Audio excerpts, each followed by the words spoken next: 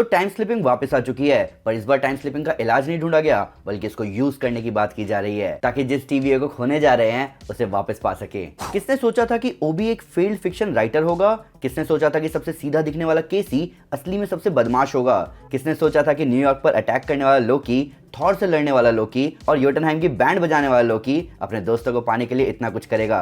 Recently variety ने एक article लिखा था मार्वल के डाउनफॉल पर, जिसमें उन्होंने बताया कि क्या रीजन है मार्वल फटीक का। पर वहीं आयरनी देखो कि अभी लोकी के सीजन 2 के 5 में से 5 एपिसोड जबरदस्त चल रहे हैं। इन सब के ऊपर ऐसा लग रहा है कि ओबी वाला लूप विक्टर टाइमली ने नहीं बल्कि लोकी ने शुरू किया है। तो दोस्तों, मैं हूं सिन्हा और आज मैं ब्रेक डाउन करने जा रहा हूं लोकी के सीजन 2 के एपिसोड 5 का। तो स्पॉयलर्स का ध्यान रखते हुए चलिए शुरू करते हैं। तो जहां पिछला एपिसोड क्लिफ हैंगर पर खत्म हुआ था, वहीं ये एपिसोड वहीं से शुरू हुआ। पर अजीब बात यहां ये थी कि ओबी, मोबियस, हंटर B-15 और सिल्वी वहां नहीं थे बल्कि लोकी अकेला था, जिसका मतलब टेम्पोरल रेडिएशन ने सबको गायब कर दिया सिवाय लोकी के।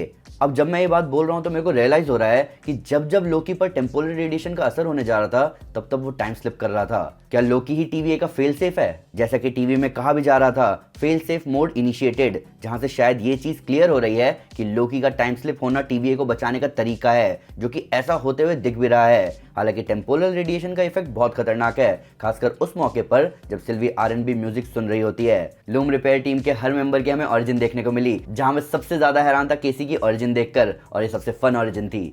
केसी टीवीए का वो मेंबर है जो कि सबसे सीधा है, पर अपनी ब्रांच टाइमलाइन में वो था एक कैदी जो कि यहाँ बोलता भी है कि पकड़े गए तो वो हमारी खाल उधेड़ देंगे, जबकि ओरिजिनल इंग्लिश में केसी बोलता है कि they will gut us like a fish. अब ये बात लोकी ने सीजन 1 के पहले एपिसोड में केसी से बोली थी कि वो उसे टेसरेक्ट नहीं देगा तो वो उसे मछली की तरह छील देगा। ये बहुत फन टेक था। हालांकि इससे भी फन टेक ये है कि केसी को यहाँ बताया जा रहा है फ्रैंक मॉरिस, जो कि 1962 में सैन फ्रांसिस्को में एल्केट्राज जेल से भाग रहा होता है।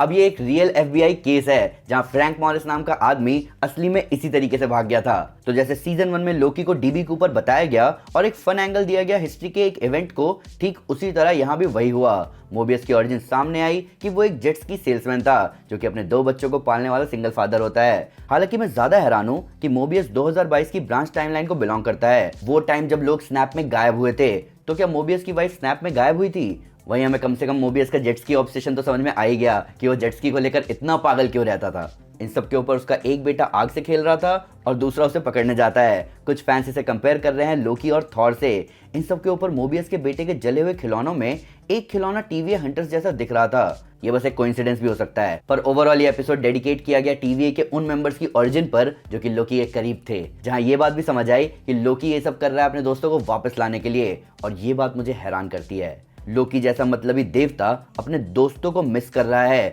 ये बहुत बड़ा कैरेक्टर डेवलपमेंट है और उसकी कोशिश और टाइम स्लिपिंग दोनों इस बात का प्रूफ है। 1994 की ब्रांच टाइमलाइन में हमें दिखा ओबी, जिसका असली नाम है एडी डग, जो कि एक फेल्ड ऑथर है। और अब हमें समझ में आ रहा है कि क्यों वो सबके डेस्क पर अपनी हैंडबुक रखता था, क्योंकि वो पहले भी यही करता था। यहाँ लोकी की प्रॉब्लम भी दिखी कि लोकी टाइम स्लिप होकर टीवीए में जाना चाहता है, वो भी टेम्पोरल लूम के फटने से पहले, जबकि टीवीए टाइम से बाहर है और स्पेस के परे है। लोकी ने डग को हैंडबुक दिया और अब कंफ्यूजन और बढ़ गई कि ओरिजिनली हैंडबुक आया कहां से किसी के पास। हालांकि ज्यादा इंप्रेसिव बात ये लगी कि डग ने अपनी हैंडबुक से टेम्पर्ड बना ही लिया और लोकी की टीम असेंबल हो ही गई। जिस जगह ये सब असेंबल हुए वो बहुत सिमिलर है टीवीए में ओबी के डिपार्टमेंट वाली जगह से। लोकी जब सिल्वी से मिलने जाता है तो वहां हमें जेनिया गेम दिखता है, जिसे सुनाई देने वाली आवाज ब्रैड की ही है।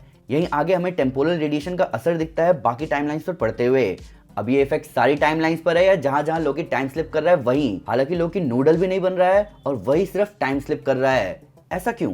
सिल्वी भी तो Citadel at the end of time से आई थी, उसके साथ ऐसा नहीं हो रहा। हालांकि ज्यादा औसम बात यह है कि लोकी ने अपनी टाइम स्लिप पर पकड़ बना ली है। ये बहुत सोचने वाली बात है, क्योंकि अभी लोकी के पास ऐसी पावर्स हैं जिससे वो बिना टेम्पैड, बिना टाइम ट्रैवलिंग डिवाइस के कहीं भी जा सकता है। अगर ये टीवी वाली प्रॉब्लम सॉल्व भी हो जाती है तब भी ये बहुत जबरदस्त पावर है मल्टीवर्स में। इस एपिसोड के आने से पहले एक मिड सीजन ट्रेलर भी हमने देखा था, जहां हमें इस एपिसोड में होने वाले सारे इवेंट्स के बारे में पता चल ही गया था। हालांकि अभी हम रवोना से मिलेंगे और लोकी को उसके टीवीए प्रिजनर वाले आउटफिट में देखेंगे। कुछ फैंस का कहना है कि इस एपिसोड से क्लियर है कि लोकी ओरिजिनल फाउंडर हो सकता है टीवीए का, जबकि इस एपिसोड में हमने देखा कि लोकी ने जो ओबी को बुक दी, जो टेम्पैड बना, टीम बनी, वो सब खत्म हो चुके हैं। तो अभी कुछ नहीं कहा जा सकता। हाँ, पर हम कुछ कैंग एक्शन जरूर देखना चाहते हैं। लास्ट में लोकी पहुंचा है उस टाइम जब विक्टर टाइमली लूम रिपेयर करने के लिए जा रहा होता है। मिड सीजन ट्रेलर में कई ऐसी चीजें दिखा दी गई हैं जिससे हमें थोड़ा बहुत क्लियर है कि लास्ट एपिसोड में क्या होने वाला है। हालांकि उसे देखते हुए मुझे डर है कि फिर से एक क्लिफ हैंगर हमारी तरफ आ रहा है, पर हम फैंस एक्साइटेड बहुत हैं। तो दोस्तों ये था ब्रेकडाउन लोकी के सीजन 2 एपिसोड 5 का। बिल्कुल इन्फिनिटी वॉर जैसी फीलिंग आ रही है, लोगों का धूल बनना और एक क्लिफ हैंगर, इसी क्वालिटी की हमें उम्मीद थी। पर फिर भी उससे कोई डिटेल मिस हो गई हो या आपको कोई नया फैक्ट है इस वीडियो से रिलेटेड तो प्लीज हमें कमेंट पे जरूर बताएं या हमारे सोशल मीडिया हैंडल पर हमारे साथ शेयर करें। हम हर जगह हैं। तो दोस्तों अगर आप डार्क साइड को उस हालत में देखना चाहते हैं जिस हालत की आपने कभी उम्मीद भी ना करी हो, तो मैं आपको हमारी dark side war series recommend करूंगा। साथ ही साथ अगर आपको वीडियो पसंद आए तो इस वीडियो को लाइक और शेयर जरूर करें और ऐसे कई सारे सुपर कंटेंट के लिए हमारे चैनल को सब्सक्राइब करना ना भूलें। Thank you guys, this is Aman Sinha and you are super super. Piece.